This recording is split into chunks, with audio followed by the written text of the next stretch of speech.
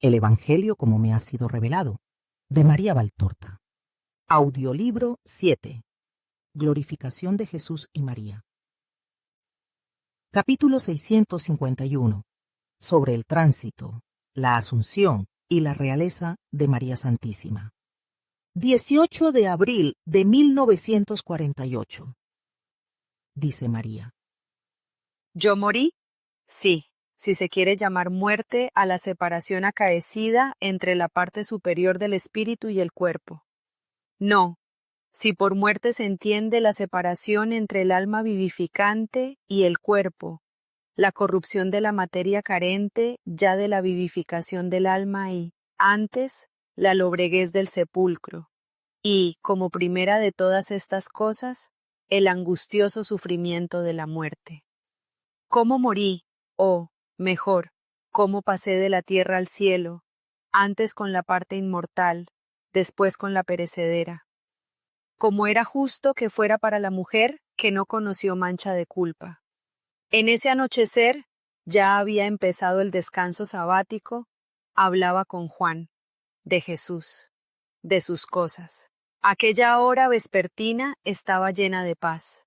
El sábado había apagado todos los rumores de humanas obras, y la hora apagaba toda voz de hombre o de ave. Solo los olivos de alrededor de la casa emitían su frufrú con la brisa del anochecer. Parecía como si un vuelo de ángeles acariciara las paredes de la casita solitaria.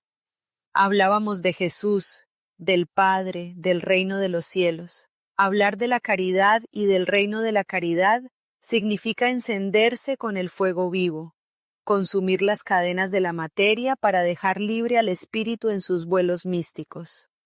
Si el fuego está contenido dentro de los límites que Dios pone para conservar a las criaturas en la tierra a su servicio, es posible arder y vivir, encontrando en el fuego no consumición, sino perfeccionamiento de vida. Pero cuando Dios quita los límites y deja libertad al fuego divino, de incidir sin medida en el espíritu y de atraerlo hacia sí sin medida, entonces el espíritu, respondiendo a su vez sin medida al amor, se separa de la materia y vuela al lugar desde donde el amor le incita y a donde el amor le invita, y es el final del destierro y el regreso a la patria.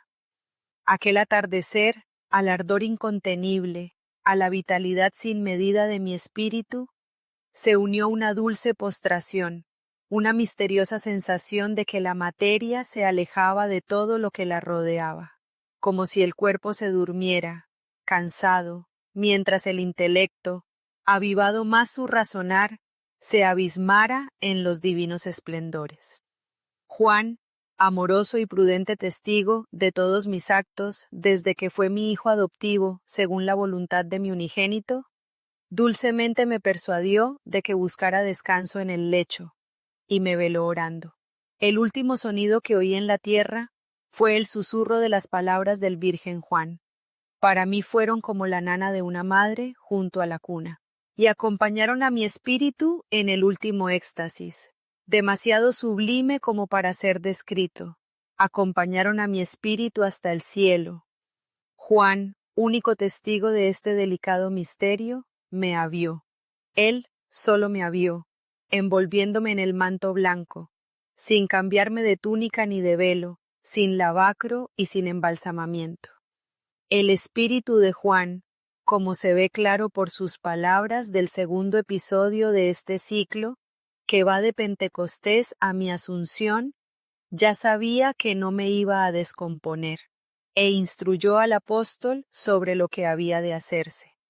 Y él, casto y amoroso, prudente respecto a los misterios de Dios y a los compañeros lejanos, decidió custodiar el secreto y esperar a los otros siervos de Dios, para que me vieran todavía y sacaran, de verme, consuelo y ayuda para las penas y fatigas de sus misiones. Esperó como estando seguro de que llegarían. Pero el decreto de Dios era distinto. Como siempre, bueno para el predilecto, justo, como siempre, para todos los creyentes. Cargó los ojos del primero, para que el sueño le ahorrara la congoja de ver cómo se le arrebataba también mi cuerpo. Dio a los creyentes otra verdad que los ayudara a creer en la resurrección de la carne, en el premio de una vida eterna y bienaventurada concedida a los justos, en las verdades más poderosas y dulces del Nuevo Testamento, mi inmaculada concepción, mi divina maternidad virginal, en la naturaleza divina y humana de mi Hijo, verdadero Dios y verdadero hombre, nacido no por voluntad carnal, sino por desposorio divino y por divina semilla depositada en mi seno. En fin, para que creyeran que en el cielo está mi corazón de madre de los hombres, palpitante de vibrante amor por todos, justos y pecadores, deseoso de teneros a todos junto a sí, en la patria bienaventurada, por toda la eternidad. Cuando los ángeles me sacaron de la casita, ¿mi espíritu había vuelto a mí? No, el espíritu ya no tenía que bajar de nuevo a la tierra. Estaba en adoración delante del trono de Dios. Pero cuando la tierra, el destierro, el tiempo y el lugar de la separación de mi Señor uno y trino fueron dejados para siempre, entonces el espíritu volvió a resplandecer en el centro de mi alma, despertando a la carne de su dormición. Por lo que es cabal hablar, respecto a mí, de asunción al cielo en alma y cuerpo, no por mi propia capacidad, como sucedió en el caso de Jesús, sino por ayuda angélica. Me desperté de aquella misteriosa y mística dormición. Me alcé, en fin, volé, porque ya mi carne había conseguido la perfección de los cuerpos glorificados. Y amé. Amé a mi Hijo y a mi Señor, uno y trino, de nuevo hallados, los amé como es destino de todos los eternos vivientes. 5 de enero de 1944. Dice Jesús.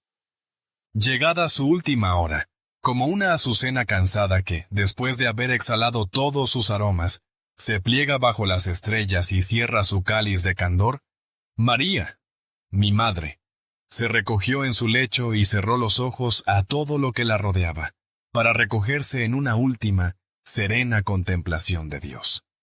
Velando reverente su reposo, el ángel de María esperaba ansioso que el éxtasis urgente separara ese espíritu de la carne, durante el tiempo designado por el decreto de Dios, y lo separara para siempre de la tierra, mientras ya del cielo descendía el dulce e invitante imperativo de Dios.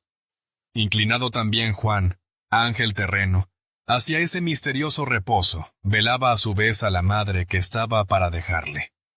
Y cuando la vio extinguida, siguió velando, para que, no tocada por miradas profanas y curiosas, siguiera siendo, incluso más allá de la muerte, la inmaculada esposa y madre de Dios, que tan plácida y hermosa dormía.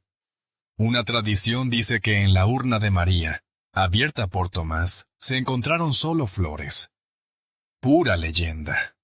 Ningún sepulcro engulló el cadáver de María, porque nunca hubo un cadáver de María según el sentido humano, dado que María no murió como todos los que tuvieron vida.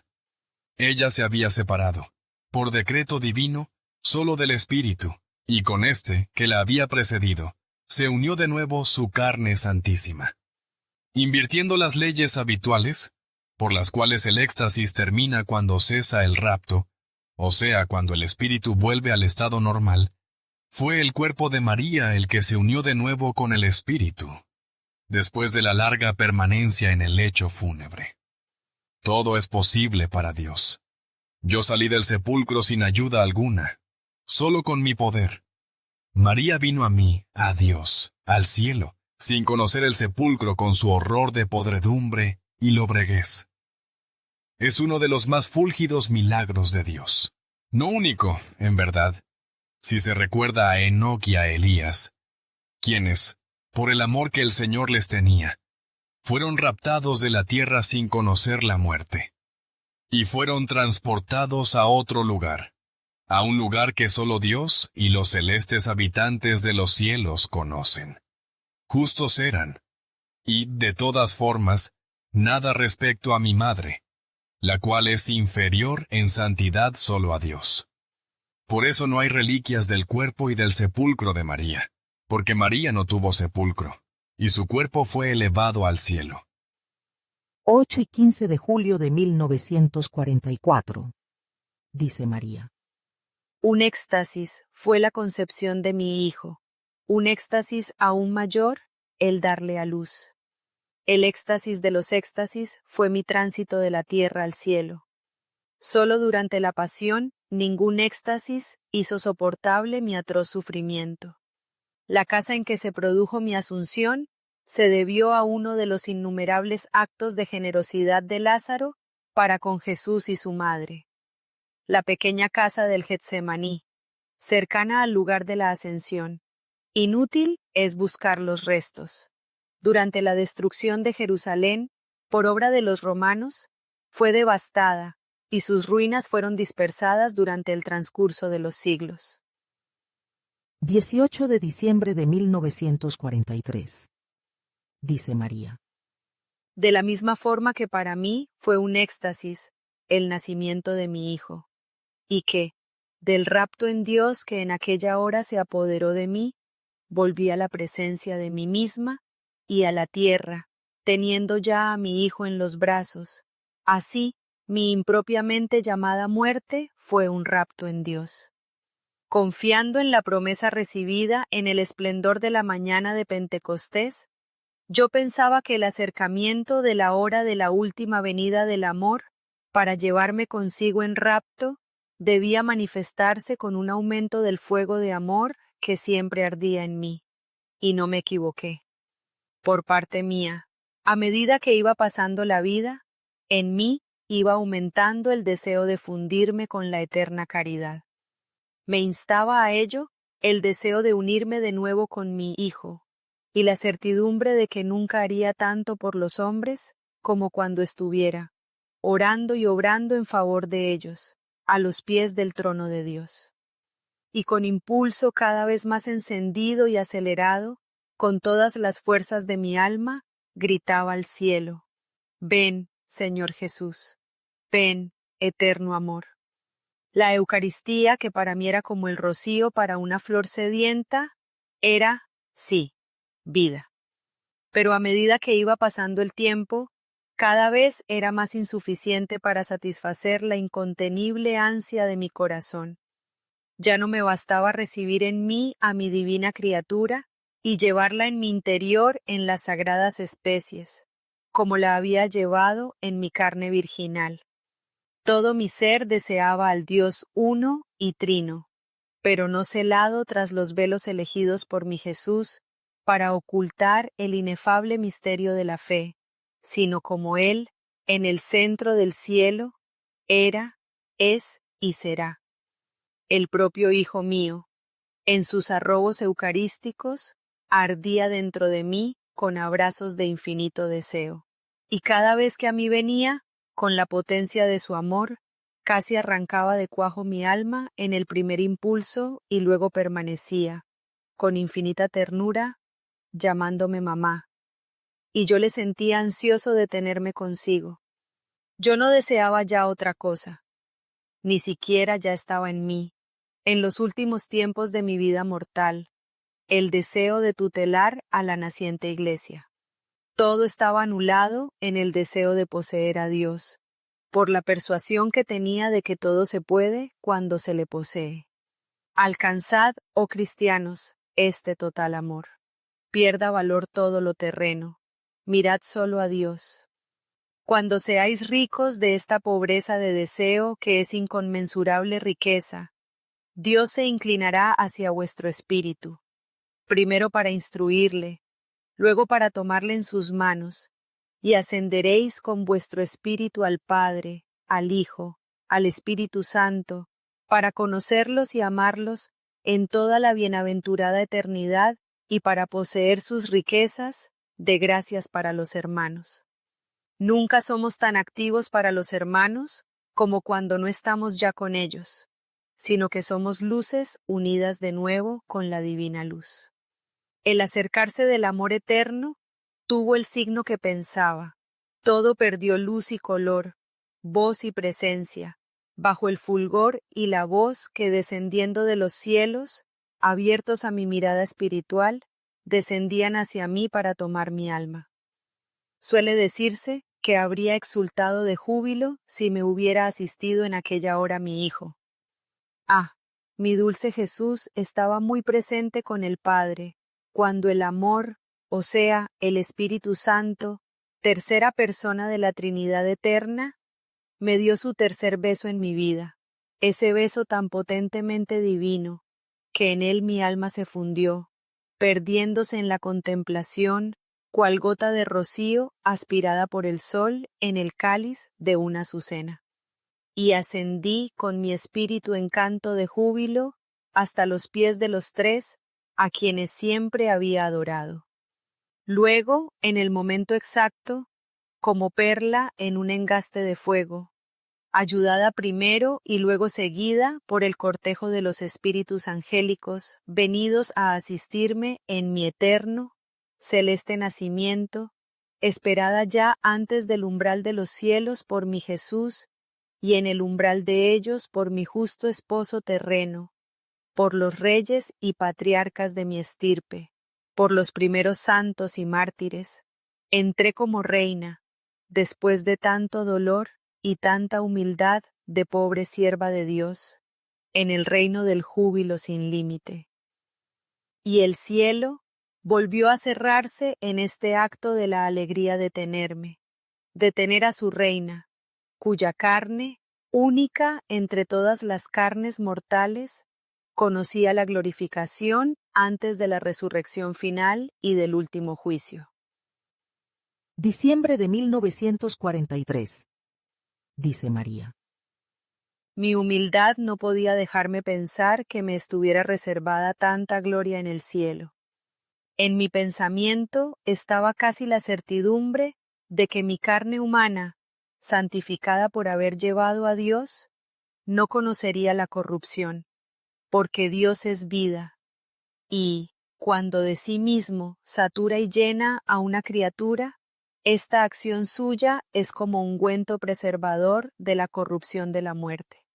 Yo no solo había permanecido inmaculada, no solo había estado unida a Dios con un casto y fecundo abrazo, sino que me había saturado, hasta en mis más profundas latebras, de las emanaciones de la divinidad escondida en mi seno y que quería velarse de carne mortal.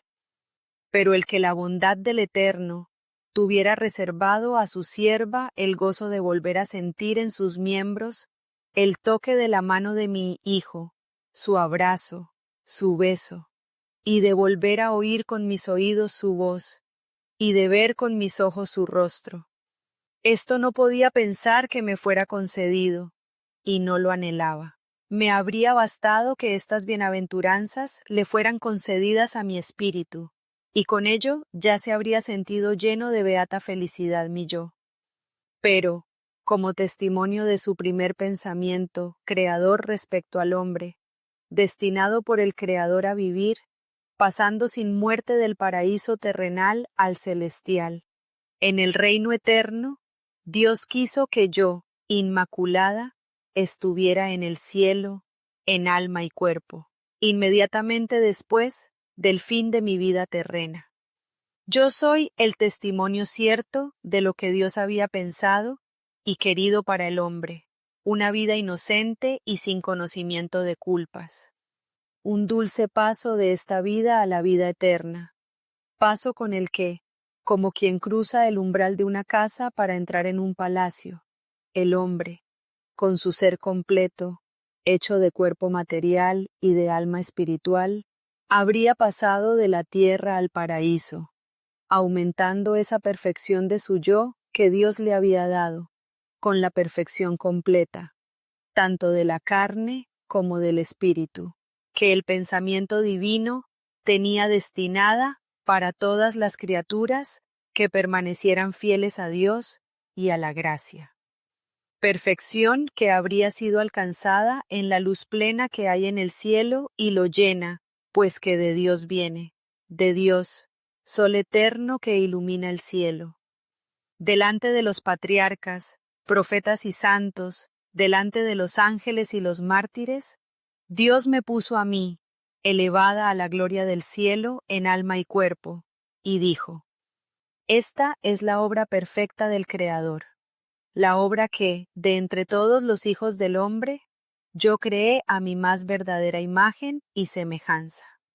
Fruto de una obra maestra divina y creadora, maravilla del universo que ve, dentro de un solo ser, a lo divino en el Espíritu eterno como Dios y como Él espiritual, inteligente, libre, santo, y a la criatura material en el más inocente y santo de los cuerpos, criatura ante la que todos los demás vivientes de los tres reinos de la creación están obligados a inclinarse. Aquí tenéis el testimonio de mi amor hacia el hombre, para el que quise un organismo perfecto y un bienaventurado destino de eterna vida en mi reino. Aquí tenéis el testimonio de mi perdón al hombre, al que, por la voluntad de un trino amor, he concedido nueva habilitación y creación ante mis ojos. Esta es la mística piedra de parangón. Este es el anillo de unión entre el hombre y Dios. Ella es la que lleva de nuevo el tiempo a sus días primeros, y da a mis ojos divinos la alegría de contemplar a una Eva como yo la creé, aún más hermosa y santa por ser madre de mi Verbo y por ser mártir del mayor de los perdones. Para su corazón inmaculado que jamás conoció mancha alguna, ni siquiera la más leve, yo abro los tesoros del cielo. Y para su cabeza que jamás conoció la soberbia, con mi fulgor hago una corona, y la corono, porque es para mí santísima, para que sea vuestra reina. En el cielo no hay lágrimas, pero, en lugar del jubiloso llanto que habrían derramado los espíritus si les estuviera concedido el llanto, humor que resuma destilado por una emoción, hubo, después de estas divinas palabras, un centelleo de luces, y visos de esplendores resplandeciendo aún más esplendorosos, y un incendio de fuegos de caridad que ardían con más encendido fuego, y un insuperable e indescriptible sonido de celestes armonías, a las cuales se unió la voz del Hijo mío, en alabanza a Dios Padre y a su sierva, bienaventurada, para toda la eternidad. 1 de mayo de 1946. Dice Jesús: Hay diferencia entre que el alma se separe del cuerpo por verdadera muerte, y que momentáneamente el espíritu se separe del cuerpo, y del alma vivificante por un éxtasis o rapto contemplativo. El que el alma se separe del cuerpo provoca la verdadera muerte, pero la contemplación extática, o sea, la temporal evasión del espíritu fuera de las barreras de los sentidos y de la materia, no provoca la muerte. Y ello, porque el alma no se aleja y separa totalmente del cuerpo, sino que lo hace solo con su parte mejor, que se sumerge en los fuegos de la contemplación. Todos los hombres, mientras viven, tienen en sí el alma, sea que esté muerta por el pecado, sea que esté viva por la justicia. Pero solo los grandes amantes de Dios alcanzan la contemplación verdadera. Esto demuestra que el alma, que conserva la vida mientras está unida al cuerpo, y esta particularidad está presente igual en todos los hombres, tiene en sí misma una parte superior, el alma del alma, o espíritu del espíritu, que en los justos es fortísima, mientras que en los que desprecian a Dios y su ley, incluso solo con su tibieza y los pecados veniales, se hace débil, privando a la criatura de la capacidad de contemplar y conocer, hasta donde puede hacerlo una humana criatura, según el grado de perfección alcanzado, a Dios y sus eternas verdades. Cuanto más ama y sirve a Dios la criatura con todas sus fuerzas y posibilidades, esa parte superior de su espíritu tiene más capacidad de conocer, de contemplar, de penetrar las eternas verdades. El hombre, dotado de alma racional, es una capacidad que Dios llena de sí.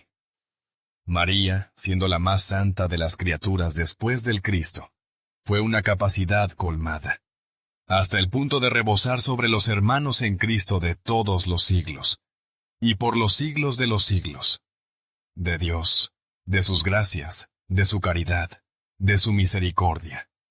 El tránsito de María se produjo sumergida, ella por las olas del amor. Ahora, en el cielo, hecha océano de amor, derrama sobre los hijos que le son fieles, y también sobre los hijos pródigos, sus olas de caridad para la salvación universal, ella que es Madre universal de todos los hombres.